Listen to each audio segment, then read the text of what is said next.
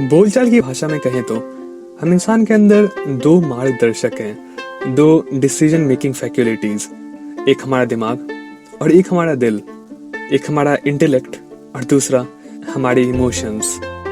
एक तीसरा गाइड भी है, इंट्यूशन, लेकिन अभी के लिए उसे भूल जाते हैं। अनफॉर्चुनेटली हम इंसान एक इमोशनल क्रीचर हैं, इमोशन का हम पे काबू है और इसलिए पिछली बार हम लोगों ने इंटेलेक्चुअल पाथ या बुद्धि मार्ग को जाना, इस बार हम प्रेम मार्ग को समझेंगे, भक्ति मार्ग। भक्ति को कैसे डिफाइन करें?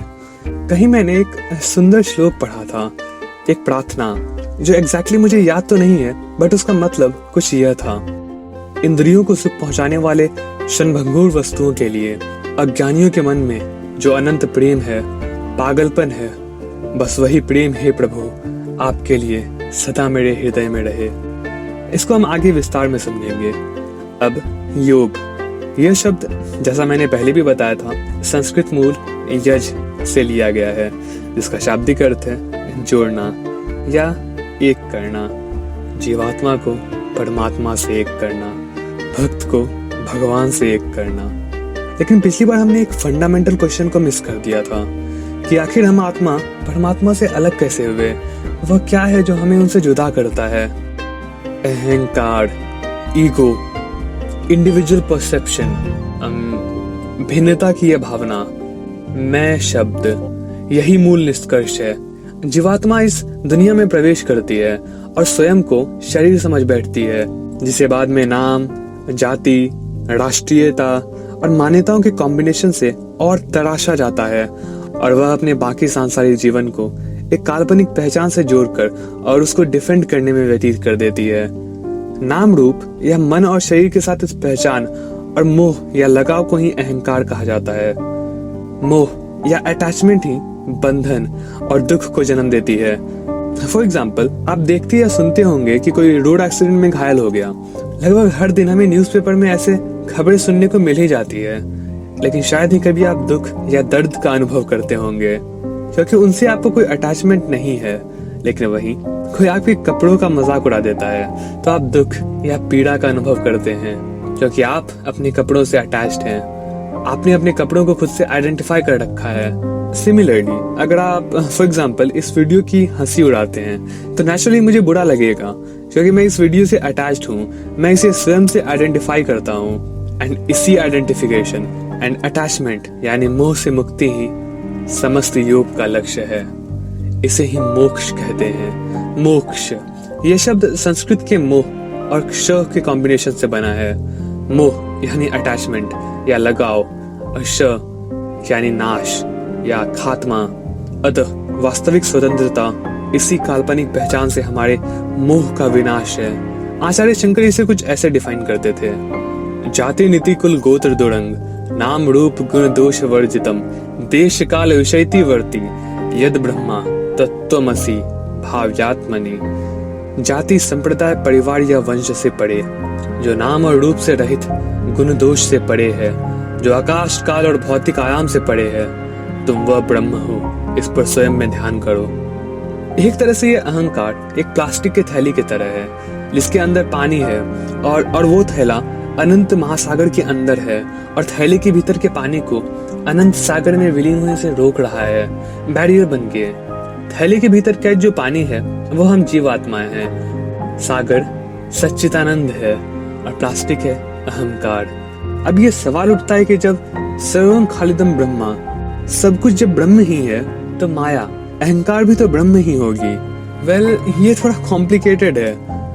एक्चुअली ये अहंकार अपने आप में ही कुछ मिस्टीरियस है। हम ये नहीं कह सकते कि ये है भी। जब हम इसकी तलाश करते हैं, इसके सोर्स को ढूंढने की कोशिश करते हैं कि मैं कौन हूँ, तो ये ईगो कहीं गायब सा हो जाता है। रमन महर्षि इसे शादी में आए एक बिन बुलाए मेहमान से कंपेयर करते थे।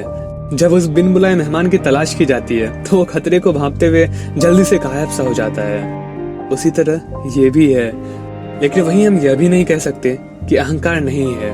एक बार किसी का मजाक उड़ा दो और वो तुरंत गुस्से से आग बबूला हो जाएगा। ये भी एक मृग तृष्णा की तरह ही है, जो एक्चुअली में एग्जिस्ट नहीं करता, लेकिन हमें लगता है कि वो है। माया।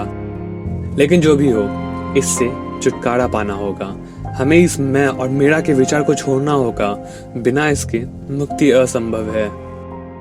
एक बार जब अहंकार खत्म हो जाता है तो एनलाइटनमेंट, निर्वाण, ईश्वर अपने आप ही मिल जाते हैं। इसके लिए अद्वैत ज्ञान में हम नेति नेति करके शरीर और मन को नकार देते हैं, उन सबको नकार देते हैं जो सत्य नहीं है, और उस कैवल्य परमात्मा का एहसास होता है। द्वैत भक्ति में हम किसी भी चीज को नकारते नहीं हैं, बल्कि प्रेम भाव से इस शरीर और मन को भूल जाते हैं, जो हैं केवल आप हैं प्रभु, मैं कुछ भी नहीं हूँ, जिससे पुनः उस कैवल्य परमात्मा का एहसास होता है। क्या आप समझ रहे हैं? दोनों अहंकार को नकारने की कोशिश करते हैं, उसे खत्म करने की कोशिश करते हैं, लेकिन अलग अलग तरीकों से। फॉर एग्जाम्पल, सुयश जो भक्त है कहता है मैं कुछ भी नहीं हूँ, तू ही सब कुछ है। वही सुयश जो अद्वैत ज्ञानी है कहता है मेरा व्यक्तित्व कुछ भी नहीं है, सुयश नाम और ये शरीर कुछ भी नहीं है, अनंत ही सब कुछ है। यह व्यक्ति, यह जो सुयश है, ये तो माया है, यह कभी मुक्त नहीं हो सकता, लेकिन वास्तविक में इस व्यक्ति से मुक्त हो सकता हूँ। तंत्र में माँ काली के पैर एक पुरुष आकृति या भगवान शिव पर रखा दर्शाया जाता है, जो रिप्रेजेंट करता है कि जब तक महामाया उठती नहीं है तब तक हम शिव होते हुए भी शव हैं, तब तक हम मुक्त होते हुए भी बंधन में ही रहेंगे। तंत्र सिद्धांत में माँ ही माया का नियंत्रण करती है। यही माँ वैष्णव फिलॉसफी में भगवान विष्णु बन जाती है।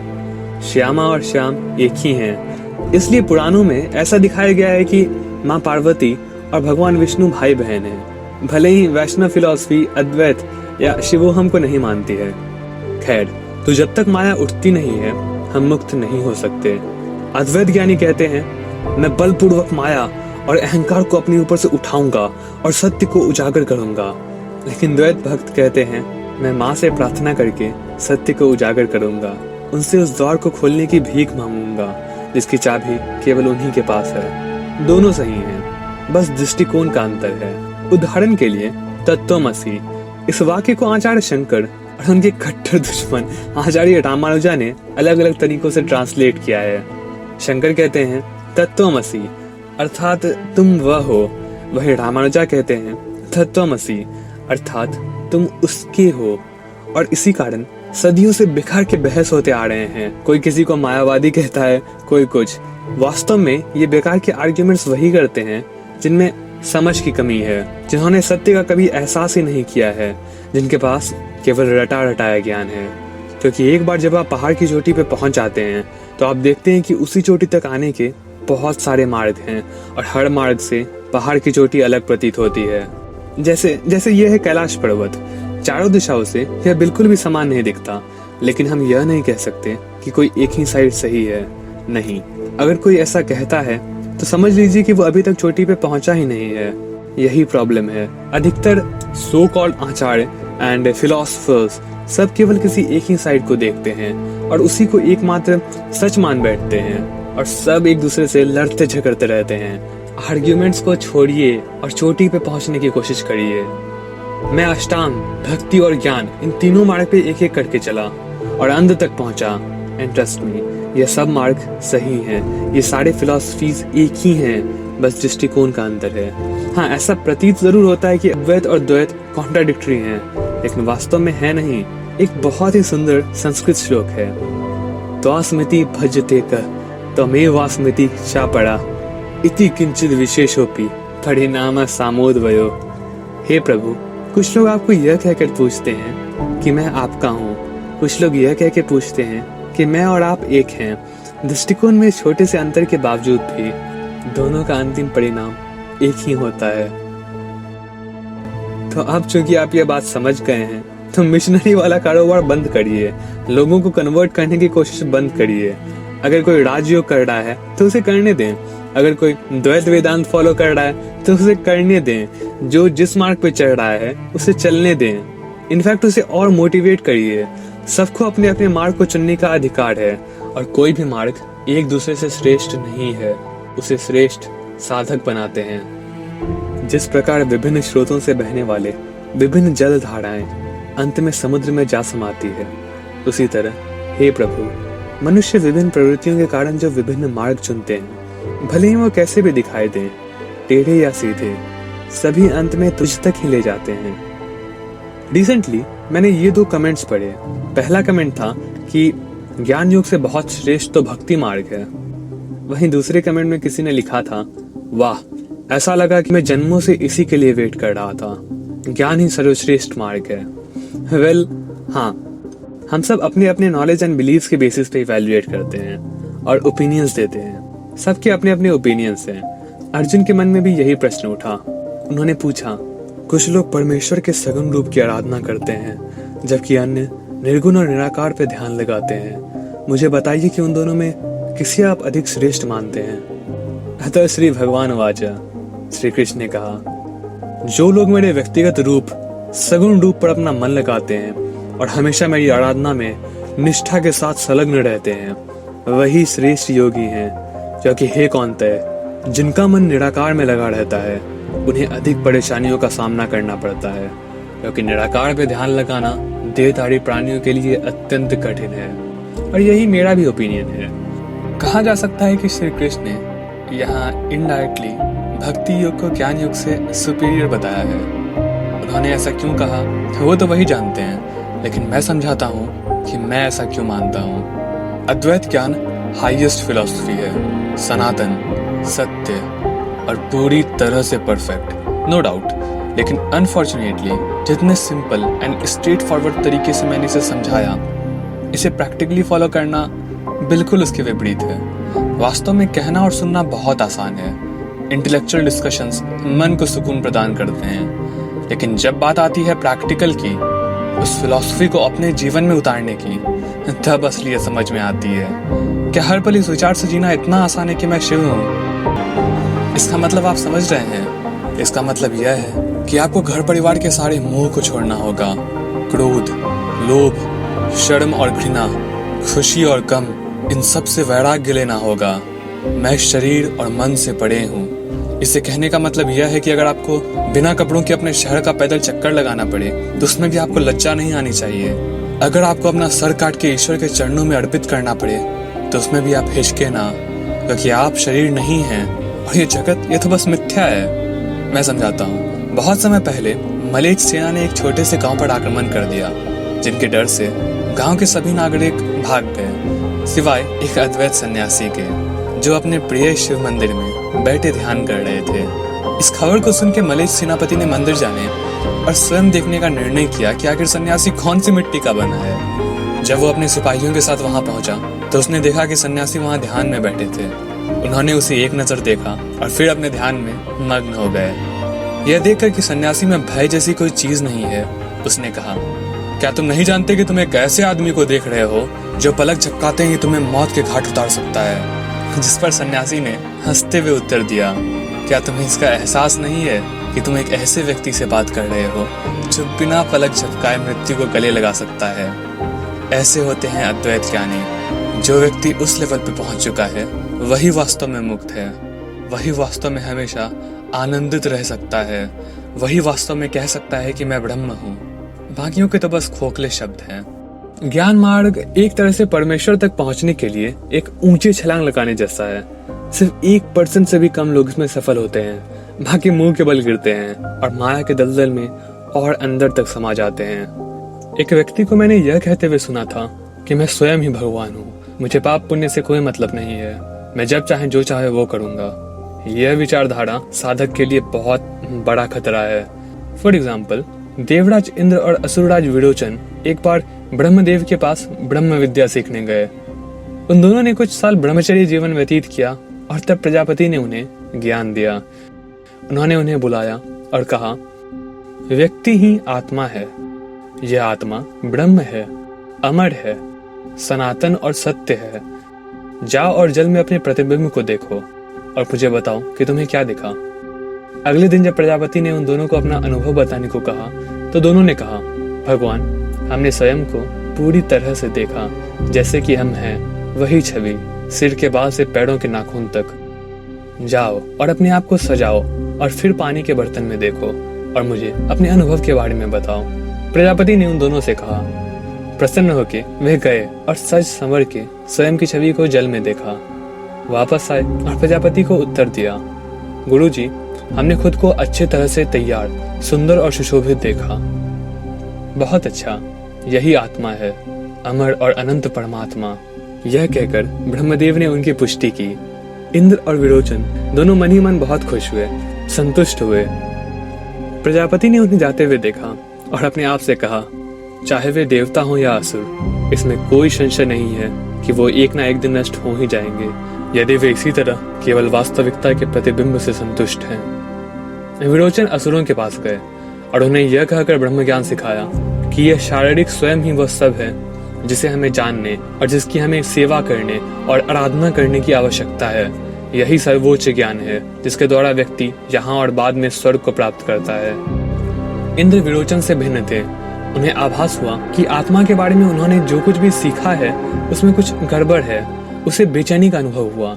उसने मन ही मन सोचा कि जिस प्रकार जल एक सुशोभित और सुंदर शरीर को प्रतिबिंबित करता है, उसी प्रकार यदि वह कुरूप है तो वह एक कुरूप व्यक्ति को, यदि वह दोषपूर्ण है तो एक दोषपूर्ण व्यक्ति को दर्शाता है।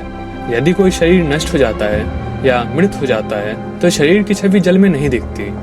फिर शरीर या उसके प्रतिबिंब को अमर और बदलाव रहित आत्मा कैसे कहा जा सकता है। यह सोच के इंद्र पुनः प्रजापति के पास गए और सब कुछ अच्छे से समझा।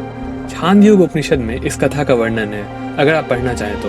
लेकिन जो पॉइंट है वह यह है कि अधिकतर लोग विरोचन की तरह ही असुरी प्रवृत्ति के होते हैं और उनमें अहंकार आ जाता है जब वे यह सुनते हैं कि वही ब्रह्मा है।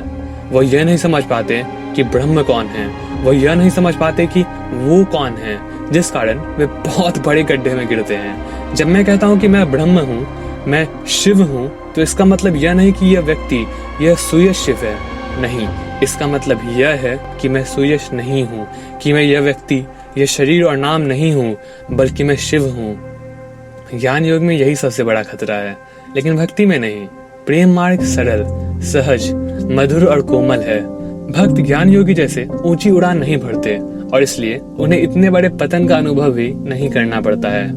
विष्णु पुराण में एक श्लोक है जिसमें बहुत अच्छे से दर्शाया गया है कि कैसे सहज और सरल रूप से एक गोपी के गुण और दोष या कहें प्रबुद्ध कर्म को नष्ट कर भक्ति योग उसके मुक्ति का साधन बना। तचिंता विपुलादशिन पुण्य चया तथा तद प्राप्ति महादुख विलीन शेष पातका निरुच्च सत्य मुक्तिन गातन्य गोप कन्या का।